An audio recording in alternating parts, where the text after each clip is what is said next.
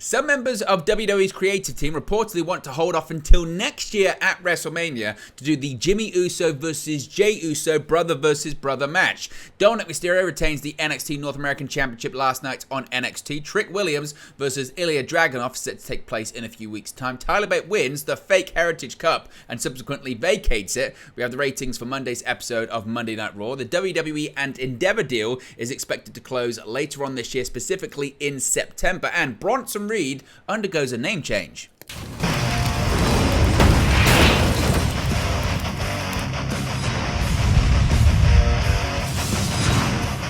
Hey guys, welcome back to Wrest News 365. Hope everyone is doing very well. As always, there are plenty of news stories to get into in the world of World Wrestling Entertainment. Let's start off talking about Jimmy and Jey Uso and the match that seemingly is upcoming between the pair, but when will it take place? Well, the latest major twist in the Bloodline ongoing saga took place at SummerSlam last weekend when Jimmy Uso made his return, costing his twin brother Jey Uso the Tribal Combat main event against Roman Reigns. The turn is seemingly leading to a showdown between the two brothers, potentially at Payback next month. However, there is at least one person in the company wanting to hold off.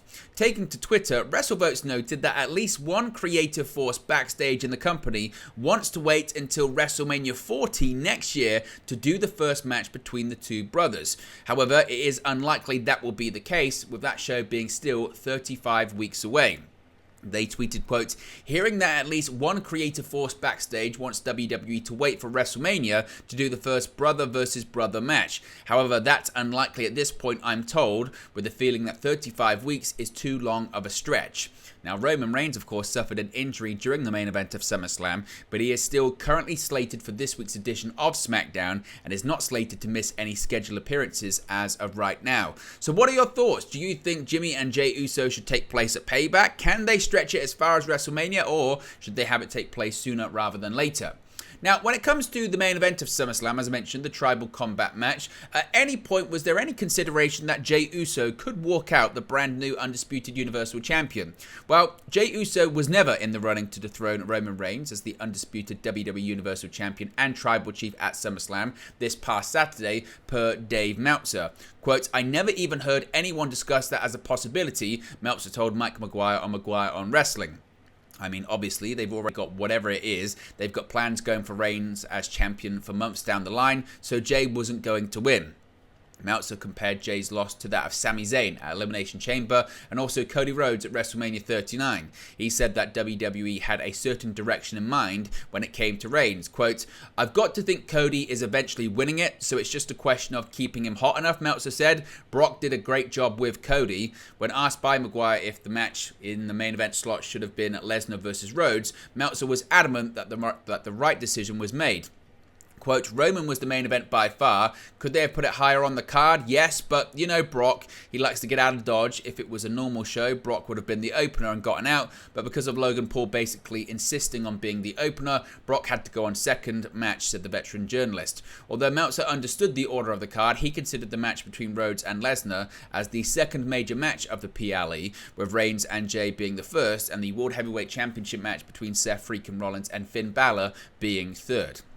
Now let's go to NXT last night on USA Network and talk about the NXT North American Championship, because the reign of Dirty Dom continues. Tuesday's edition of NXT was closed out by an NXT North American Championship match between the reigning title holder Dominik Mysterio and the challenger Dragon Lee, whom Dominik previously referred to as a wannabe Rey Mysterio. Following their tense interaction at the Great American Bash, Lee announced that Rey Mysterio, Dominik's father, would be in his corner for their title match this week. Dominik was, as always, accompanied by his fellow Judgment Day member Rhea Ripley. Lee put on a valiant effort against Dominik Mysterio. However, it certainly wasn't enough for him, and eventually he came out on the opposite side of things. As I mentioned, he put up a valiant effort against Dominik Mysterio, but his title pursuit was ultimately thwarted by the interference of Ripley. As Lee and Dominik lay in the center of the ring, Ripley slid the North American Championship bout over, while Rey quickly spotted and seized the bout. The move set up an opportunity for Ripley Ripley to strike Lee with her Women's World Championship as the referee's back was turned. With Lee now temporarily incapacitated, Dominik nailed him with a Michinoku driver to gain the pinfall and retain his NXT North American Championship. After Dominik sealed the victory, he and Ripley came face to face with Rey. Before the situation could escalate, Lyra Valkyria blindsided Ripley with an attack from behind to even the odds. Lee then re-emerged to dispose of Dominik, which left him, Rey and Valkyria standing tall to end the show.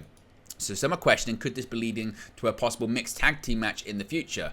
As I mentioned, during the closing stages of the match, Ripley struck Lee's head with her Women's World Championship, allowing Dirty Dom to capitalize and get the win. Thereafter, Lyra Valkyria, the woman who initially was mentored by Ripley on the NXT brand, appeared on the scene and struck Ripley with a vicious black mass, and Lee followed it up with his signature thrust kick on Mysterio. Rey Mysterio, who was in Lee's corner of the match, posed with Valkyria and Lee as NXT went off the air, much to the dismay of the Judgment Day. After the show, Mysterio and Ripley appeared in a backstage interview and made it clear that Lee and Valkyria had not seen the last of them. Quote, "As far as Lyra Valkyria, I came here and told everyone she was a badass," Ripley said. "I believed her. I gave her some advice. And what does she do? She disrespects me and my Latino heat. You don't want to make Mammy mad, and that's exactly what she has done." The segment ended with Ripley telling Mysterio that NXT was different during her years on the white and gold brand, and that Valkyria and Lee needed to be taught a lesson. It appears that WWE is building towards Ripley versus a Valkyria rematch, or even a Ripley and Mysterio versus Lee and Valkyria mixed tag team match on the upcoming NXT Heatwave event on August 22nd. As of this recording, only one match has been confirmed thus far. We'll talk about that in just a second. But do you think this is what they're building to, a possible mixed tag team match on the Heatwave show? Let me know your thoughts, as always, in the comments section below. Now, speaking of this Heatwave special, one match has been announced. That's Trick Williams versus Ilya Dragunov. Ilya Dragunov is still furious after the Great American Bash. In the main event of the show, Dragunov was robbed of the NXT Championship thanks to a distraction from champion Carmelo Hayes' right-hand man Trick Williams. On the latest episode of NXT, Dragunov called Williams out in the ring after promising, quote, retribution in a video at the end of last week's episode. Williams was quick to attempt an apology for costing Dragunov the championship at the Bash. Williams then denied hitting Dragunov with the title belt, insisting that Dragunov ran into it. Williams then challenged Dragunov to a match at the NXT Heatwave event in 2 weeks' time, and Dragunov accepted, saying his eyes were burning red as Williams was in the way of Dragunov fulfilling his destiny. Williams and Dragunov wrestled each other in February, with Dragunov coming out on top over Williams. Their rematch is the first announced bout for the special episode of NXT, so certainly going to be a fantastic match in a few weeks' time. Tyler Bate won gold, kind of, last night on NXT. Tyler Bate captured Noam Dar's counterfeit Heritage Cup Championship on Tuesday's edition of NXT in the 5th round of a Heritage Rules match, but it didn't take the fake world champion for long. Later in the same episode, Nathan Fraser, holder of the actual Heritage Cup, convinced Bate to give his new prize back to Dar, and also agreed to give Dar a match for the real cup at NXT Heatwave in 2 weeks, on the condition that Dar admitted the second cup wasn't the real one, which Dar begrudgingly did.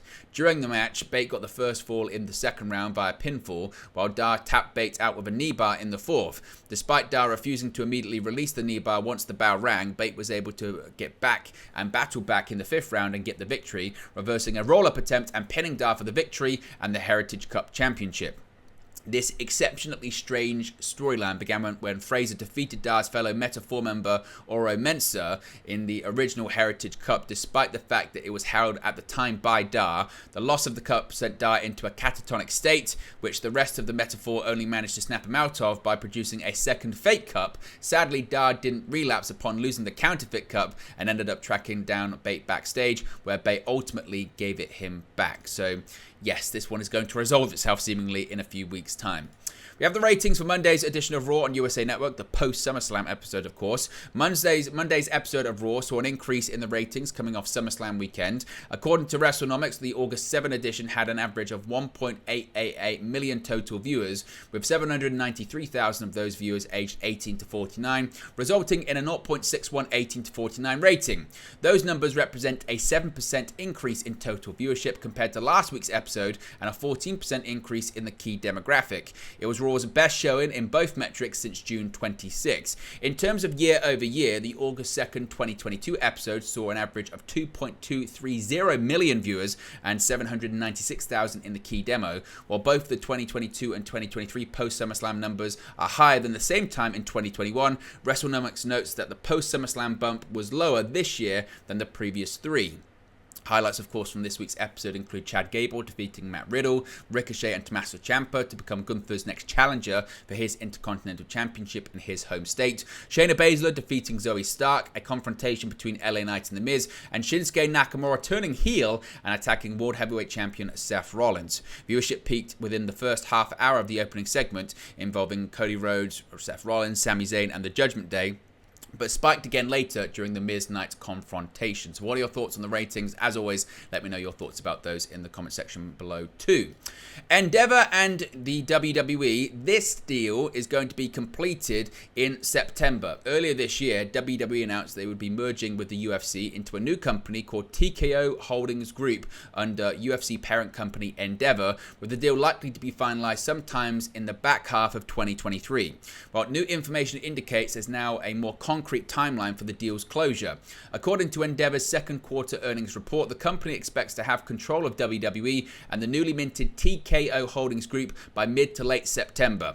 WrestleNomics' Brandon Thurston also noted a comment from Endeavor CEO Ari Emanuel, who said that once the deal closes, there would be, quote, cost savings and synergies happen immediately, though Emanuel did not go into specifics on what roles would be cut or combined. As it stands, Vince McMahon is set to remain chairman of WWE, the role he resumed at the beginning of this year to help facilitate the sale of the company.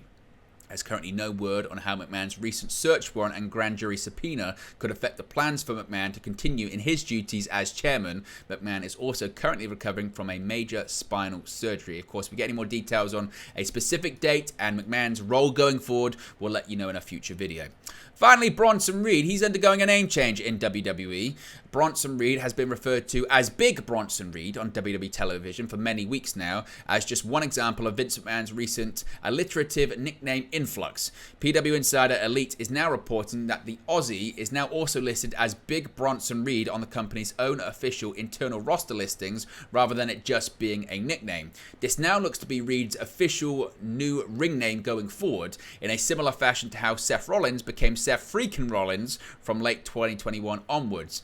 Another recent example of WWE making a similar change was changing Gunther's official internal roster name to the Ring General Gunther.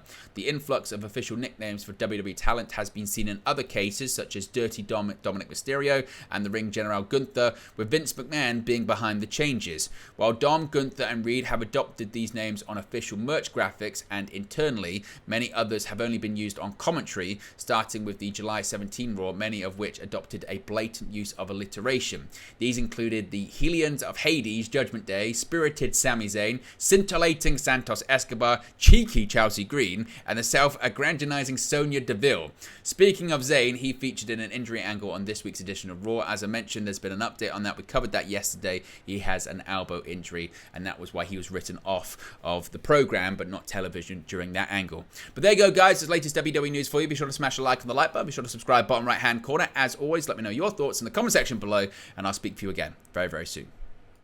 Hey guys, thank you for watching, listening, streaming, or however you come across this video today. Be sure to click on the video on the right there to watch our next video, or click the bottom there to subscribe, or the bottom right hand corner. Thank you very much, and I'll speak to you again very soon.